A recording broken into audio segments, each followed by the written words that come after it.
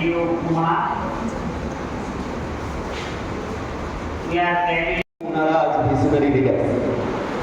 তাহলে এইটা ছিল প্রেক্ষাপট যেখানে শুরু হলো the very concept of self leadership, যেখানে আমরা বুঝবো how could we leader myself.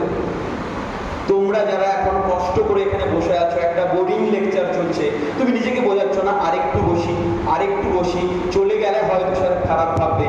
এই ধারণা থেকে বেরিয়ে ভাবো আমি আরেকটু জানি, বাড়ি গেলে একটা হয়তো নতুন কিছু জানতে পারবো।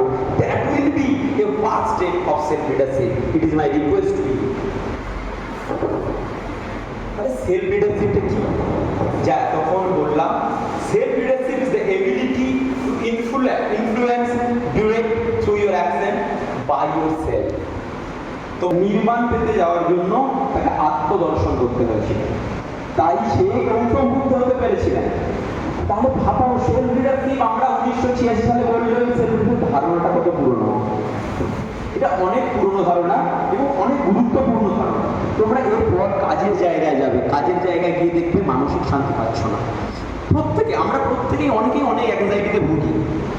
আমাদের কলেজে আমাদের অনেক দাদা দিদি সিনিয়র বিভিন্ন জায়গায় কাজ করছেন, একটা দিনের শেষে ভালো অ্যামাউন্ট ইনকাম করছেন, কিন্তু মানসিক শান্তি তার মধ্যে নেই।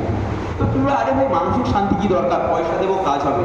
In context of an organization mind peacefulness is highly essential, otherwise your productivity will be reduced. মাথার থেকে ডোপামিনটা সঠিকভাবে ক্ষরণ না হলে তুমি মানসিক শান্তি পাবে না। একটা ফেসবুক স্ক্রোল করে, একটা ইউটিউব স্ক্রোল করে তোমার মাথার থেকে যে পরিমাণ ডোপামিন ক্ষরণ হয়, বইয়ের পাতা উল্টে ওটা হয় না।